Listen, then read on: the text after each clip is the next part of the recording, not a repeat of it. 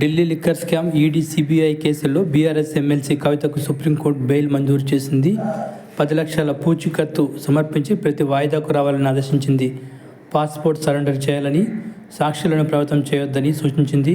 కాగా విచారణ సందర్భంగా సుమారు గంటన్నర పాటు కవిత లాయర్ ముకుల్ రోహత్గి, ఈడీ తరపున ఎస్వీ రాజ్ మధ్య వాడివేడి వాదనలు జరిగాయి.